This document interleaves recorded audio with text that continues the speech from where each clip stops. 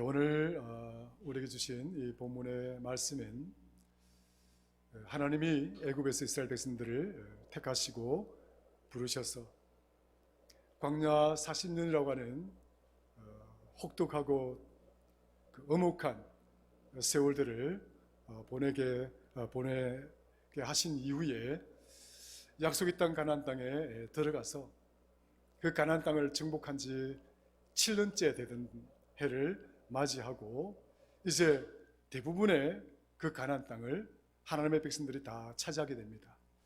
그러나 여전히 곳곳에서는 그 원주민들, 그 하나님 가나안 땅에 이전부터 살고 있었던 그 원주민들이 게릴라처럼 이렇게 반란을 일으키고 또 그런 소소한 전쟁들이 곳곳에서 진행이 되어지고 있었지만 대부분의 땅들은 이제 정복이 되어졌고, 그래서 가나안 땅이 이제 정복이 되고 난 다음에 이제 하나님께서 이 약속의 땅을 이스라엘 백성 그 12지파에게 이제 지파별로 그 땅을 나눠주는 그 장면의 첫 장면이 오늘 나와 있는 본문의 말씀이 되겠습니다.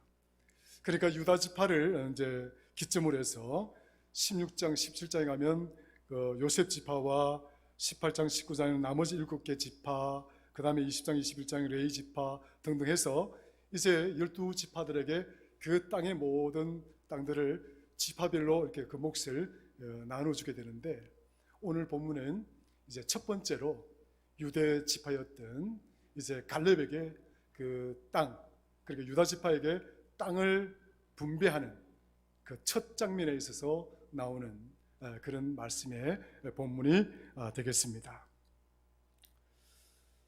그래서 오늘 본문을 우리가 좀 더 앞뒤 맥락과 더불어 본문을 중심으로 살펴보게 되면 이 본문이 갖고 있는 말씀이 우리에게 주는 하나님의 큰 교훈이 있다라고 한다면, 결론적으로 말씀을 드리자라고 한다면 이 본문의 말씀은 하나님이 하나님의 택한 백성들을 택하시고 부르시고 그리고 그 약속을 주심과 그리고 그 약속을 부여받은 하나님의 백성들이 그 약속을 어떻게 이루어 나가는지 하는 그 믿음의 삶을 오늘 본문에 나와 있는 갈렙이라고 하는 인물을 통해서 우리에게 보여주고, 그래서 오늘 본문 말씀을 대하는 우리 모두에게 믿음으로 하나님의 약속을 부여잡고 살아가는 우리들이 어떻게 이 믿음의 여정을 믿음의 삶으로 승리하며 살아갈 수 있는 그러한 믿음의 증거들을 하나님께 보여서 승리하는 삶을 살아낼 수 있도록 할 것인가 하는 것이 오늘 본문이 담고 있는 주제라고 말씀을 드릴 수가 있습니다. 그러니까 오늘 본문 속에 보면 이제 갈렙이라고 하는 인물이 나오죠. 이 갈렙은 어떤 사람인가? 아마 잘 알고 계시리라 생각이 들어집니다만은, 하나님께서 이스라엘 그 약속의 땅을 이제 정복하기 전에 그 약속의 땅을 정탐하는 그 과정이 있게 됩니다. 사실은 광야 40년 동안에 그 광야 생활 2년이 지난 뒤에 이 백성들이 어디에 도달하게 되느냐면 가데스 바네아라고 하는 곳에 도달하게 됩니다. 그러니까 그 이집트 땅과 그 약속의 땅과의 그런 만나는 접촉점이라고 할 수 있는 곳이에요. 이 가데스 바네아에 이르렀을 때, 이때는 언제냐면 이스라엘 백성들이 애굽에서 출애굽하여서 2년째가 되는 때였었어요. 그러니까 갈렙은 어떤 사람이냐면 하나님으로 부르심을 받았을 때가 애굽에서 부르심을 받았어요. 애굽에서 부르심을 받았을 때 이 갈렙의 나이는 38세였습니다.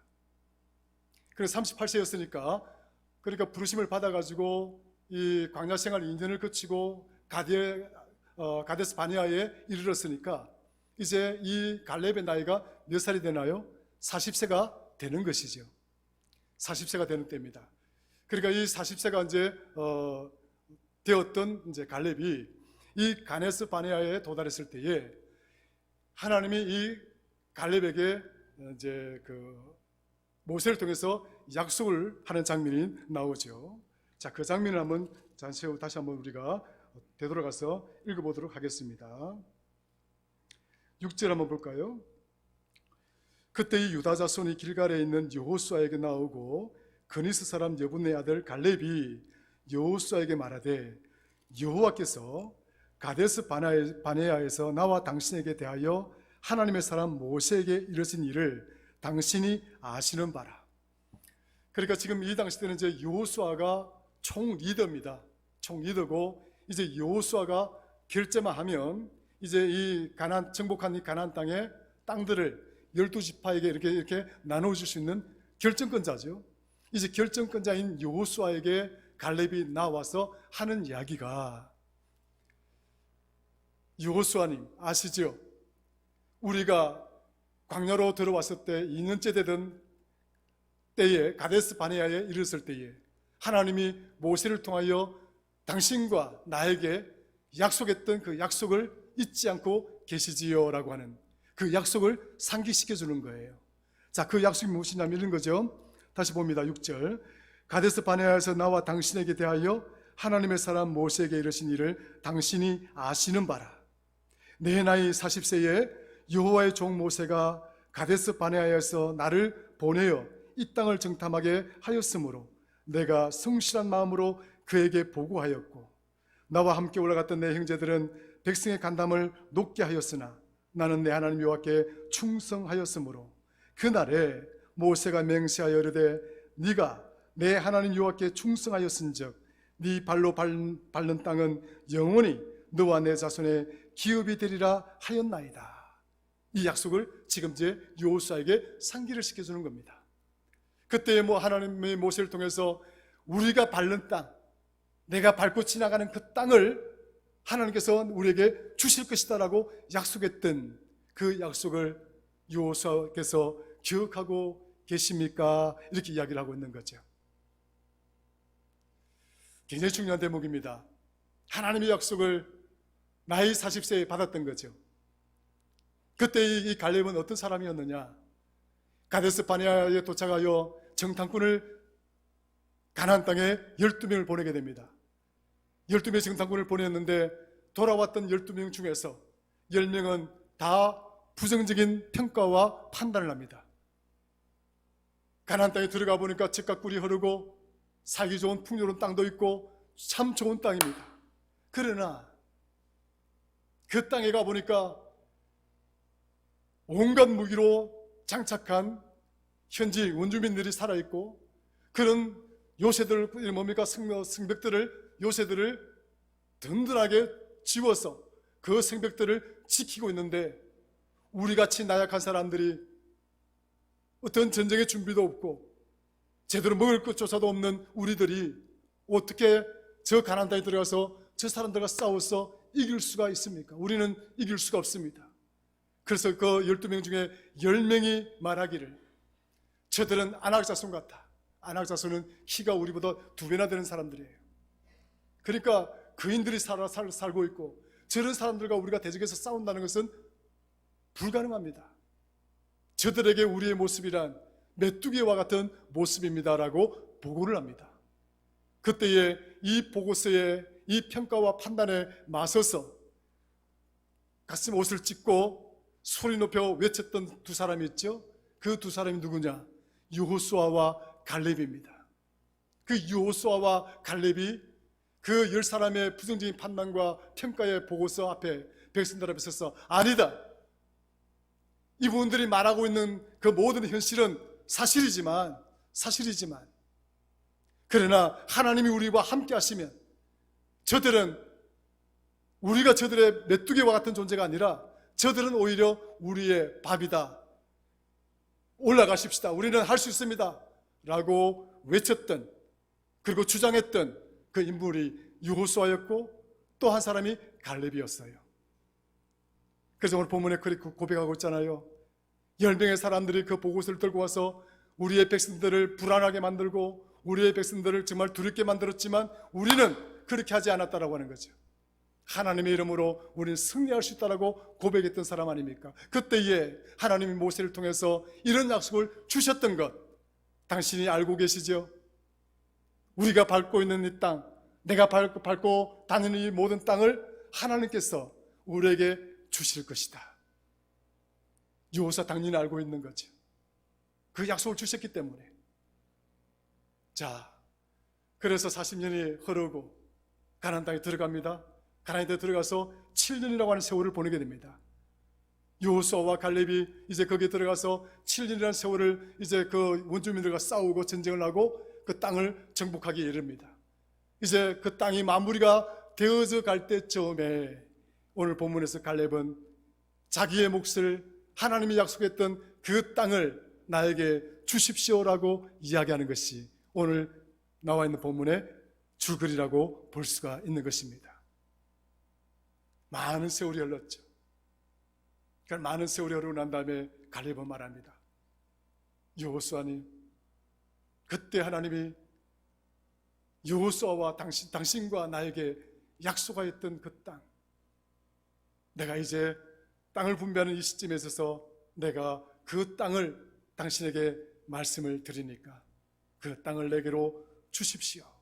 그거죠. 그러니까 이제 여호수아가 물어봤을 거 아닙니까? 어느 땅을 원하느냐? 어느 땅을 차지하기를 원하느냐? 이때에 갈렙이 말합니다. 헤브론 땅을 주십시오. 이 산지를 내게 달라고 했던 그 산지는 어디냐? 헤브론을 말하는 것입니다.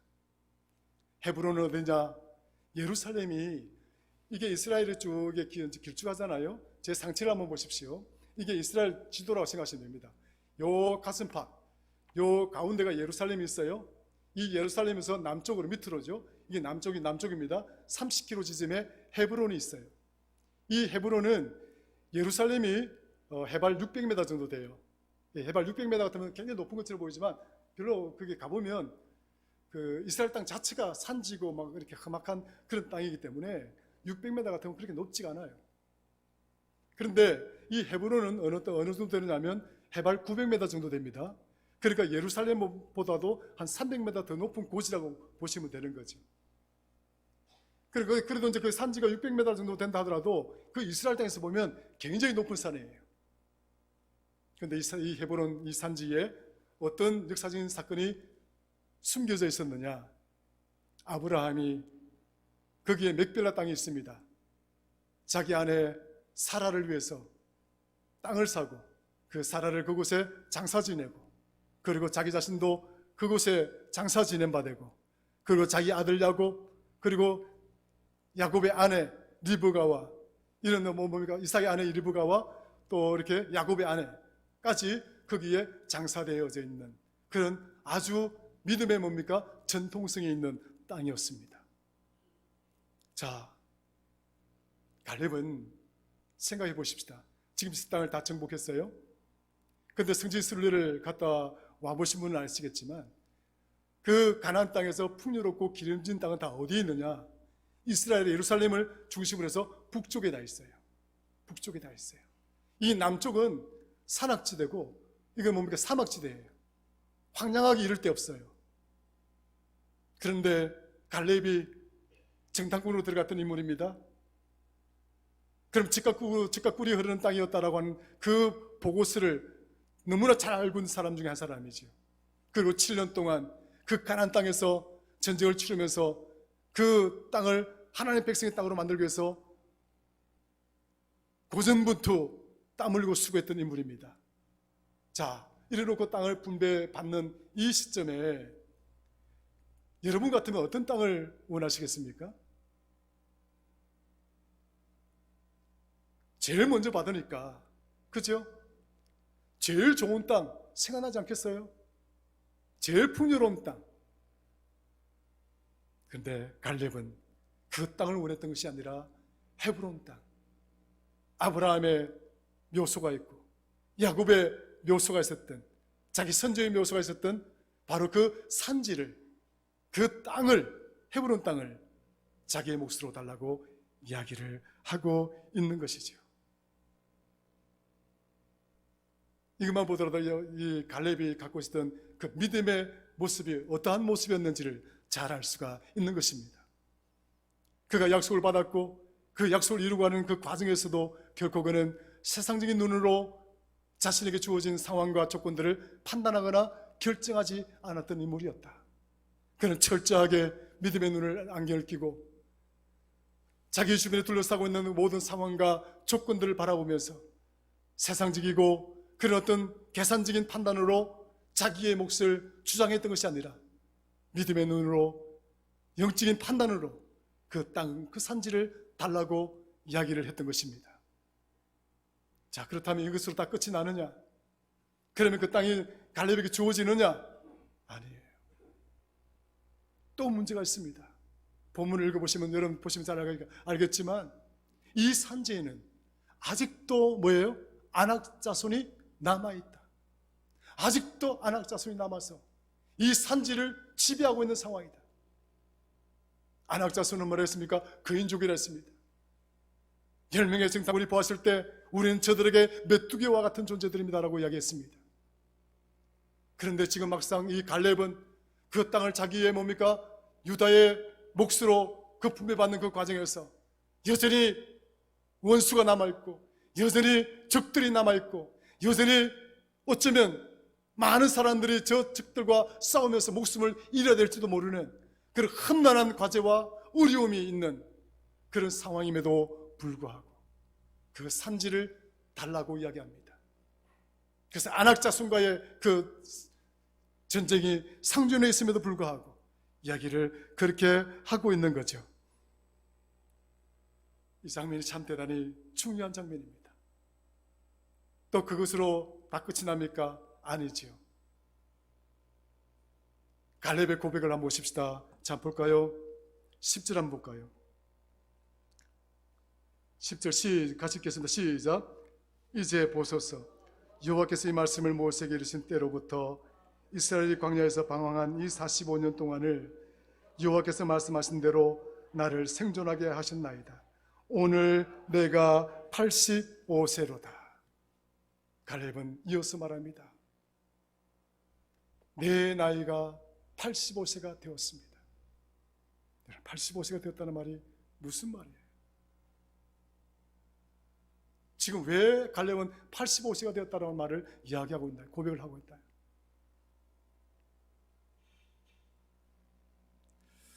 (2022년) 우리나라 통계청 발표에 의하면 우리나라 남자들의 수명이 80.5세, 그 여성분들은 86.5세라고 이야기합니다. 그러니까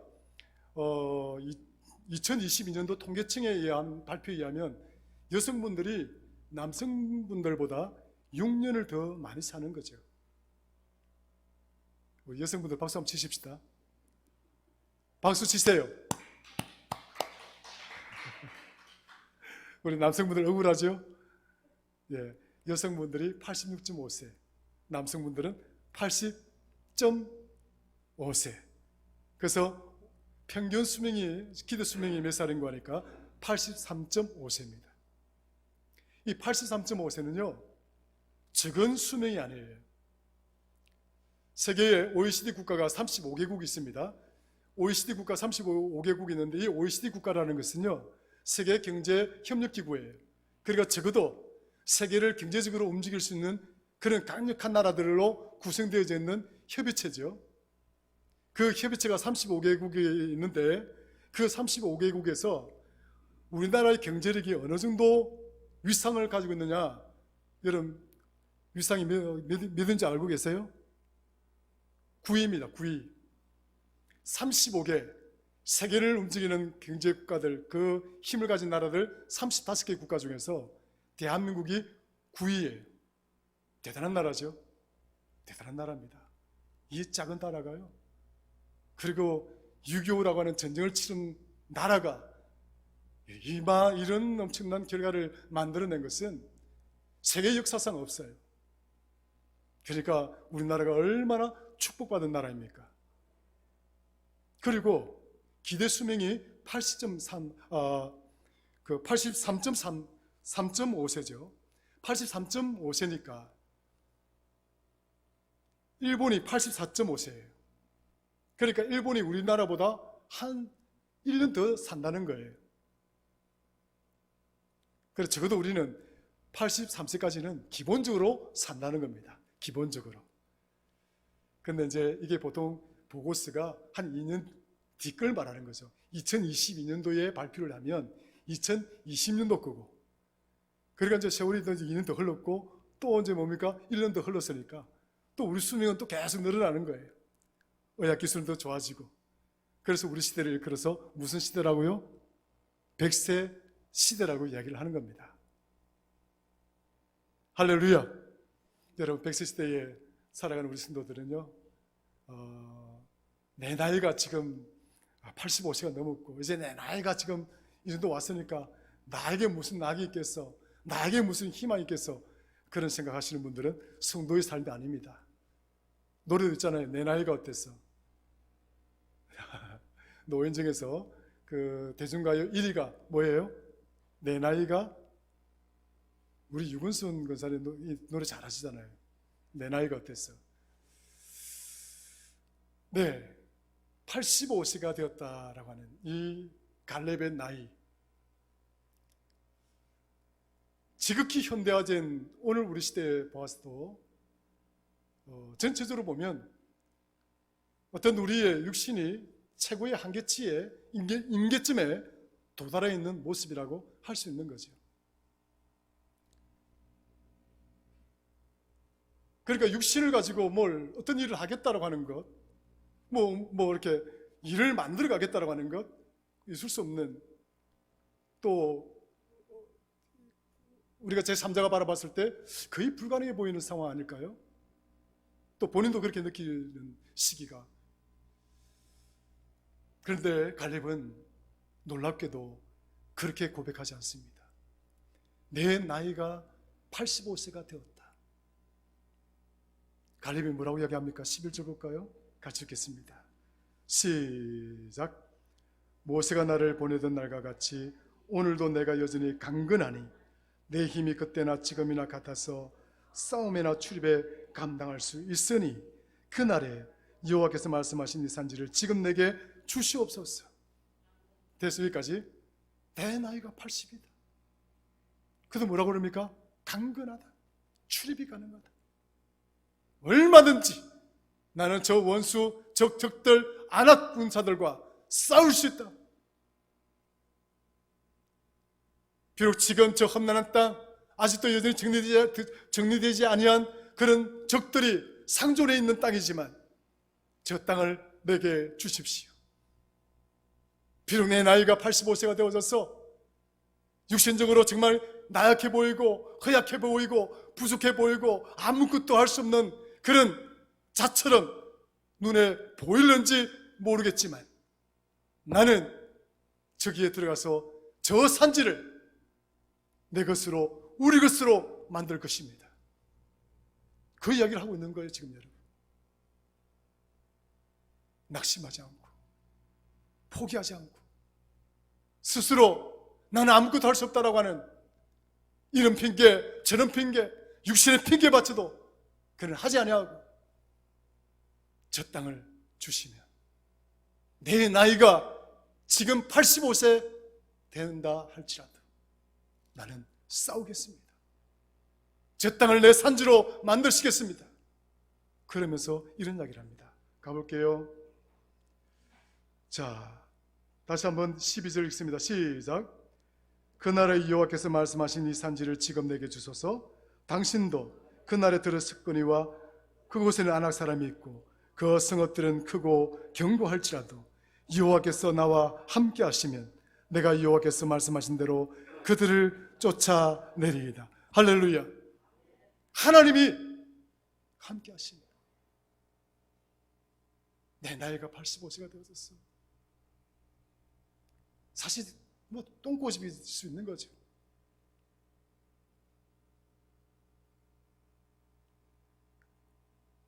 뭐 85세에 나가서 그거 안악장성들과 싸운다는 게 말이 되겠습니까?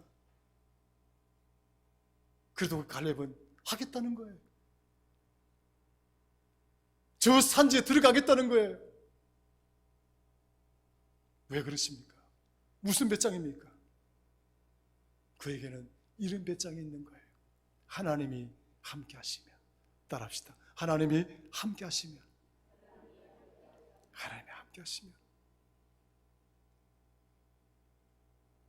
오늘 본문에서 우리는 이 갈렙의 믿음을 주목해야 됩니다.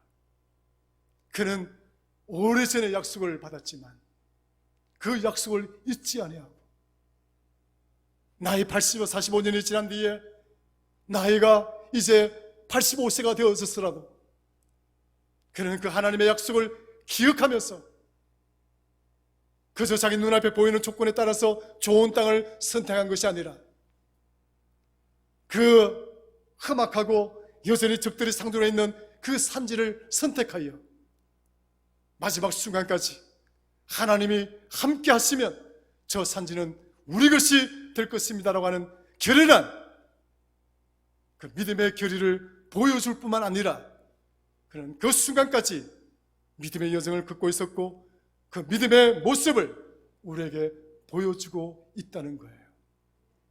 로마서 10장 10절, 마음으로 믿어 의에 이르고 입으로 시인하여 구원에 이른다라고 하는 이 의미가 무슨 말입니까? 우리가 마음으로 믿어서 의로움에 이른다. 더 중요한 것은 입으로 시인하여 구원을 받는 거예요. 입으로 시인한다라고 하는 것, 이게 무슨 의미인지 아세요? 내가 마음으로 믿는 이 믿음의 내용을 입으로 시인하여 그 내용을 착수하겠다라고 하는 것, 그리고 그 내용을 지속시키겠다라고 하는 것, 그리고 그 내용을 결과물을 그 열매, 믿음의 열매를 만들어내겠다라고 하는 믿음의 행위를 하겠다라고 동의하는 거예요. 사랑하는 성도 여러분, 예수 그리스도가 우리의 구주임을 시인하십니까? 시인하십니까? 입으로 시인한다는 것은 내 믿음의 그 내용을 착수하고 내 믿음의 그 내용을 지속시키고 내 믿음의 그 내용을 마지막 순간에 믿음의 열매를 따겠다라고 하는 그 확신을 가지고 있는 삶을 말하는 거예요. 갈렙은 하나님을 신뢰하고 의지하는 데 있어서 그냥 마음으로만 믿었던 자가 아니었습니다. 그는 매 순간순간마다 고비에 직면할 때마다 그는 그 자신의 믿음을 우리에게 보여주었습니다. 10명의 정탐꾼들이 우리는 저들 앞에서 메뚜기와 같은 존재입니다라고 고백했을 때, 아니야, 저들이 우리의 밥이다 라고 믿음의 결단을 보여주고 저들과 싸워야 된다라고 외쳤던 자가 갈렙이었습니다. 나이 85세가 되어져서 무력해지고 나약해지고 아무것도 할 수 없는 것처럼 보이는 그런 상황에 직면하였어도 하나님이 함께 하시면 저 안악자손이 있는 저 산지가 우리의 땅이 될 것입니다라고 결의하고 저 땅을 달라고 이야기하고 고백하고 있는 이 갈렙의 모습이 오늘 저와 여러분들의 믿음의 모습이 되기를 주의 이름으로 축원합니다. 하나님을 시인하는 것, 예수 그리스도를 주라고 시인하며 살아가는 이 믿음의 삶이란, 그저 우리의 마음으로 믿는 그 차원에서 끝난다고 한다면 그저 약속을 받는 데서 끝나는 것입니다. 그 약속이 여러분들의 실제적인 열매가 되고 그 약속이 실제적으로 여러분에게 어떤 결과물이 되어지기까지는 시인된 그 내 마음속에 믿어진 그 믿음의 내용이 착수되어지고 지속되어지고 행위의 결과로 나타날 수가 있을 때에 우리는 이 갈렙처럼 믿음의 열매, 그 믿음의 결실들을 수확할 수 있는 그런 성도들이 되어질 줄로 믿는 것입니다. 성도 여러분, 우리 교회가 50년의 장구한 역사를 이제 넘어섰고 이제 올해는 저 교육관을 매각하여서 이제 우리 교회가 새로운 성전을 짓겠다라고 우리가 기도를 했습니다. 여러분, 기도 많이 해야 됩니다. 여러분들의 생각대로 저게 쉽게 진행될 수 있는 내용이 아니더라고요. 학교 용지로 묶여져 있어서 저 용지 변경을 하는데 너무나 많은 어려움이 있어요. 교육청과의 협력, 토지개발공사의 협력, 또 등등 많은 어떤 그런 법률적인 조건들, 지금 그 일들을 진행하고 있습니다. 여러분 기도가 절실히 필요할 때입니다. 학교 용지로서의 저 땅의 가치는 저 용지 병력이 되어졌을 때의 그 가치와 절반과 그 이상인 거예요. 만약에 저것이 학교 용지로 묶여져 있으면 50이라고 한다면 저 용지가 풀리게 되면 100이 되는 거예요. 1억이 2억이 되고 2억이 4억이 되고 얼마나 중요한 순간입니까? 부동산을 통해서 우리가 뭐 장사를 하겠다, 이익을 남기겠다 그런 개념이 아니잖아요.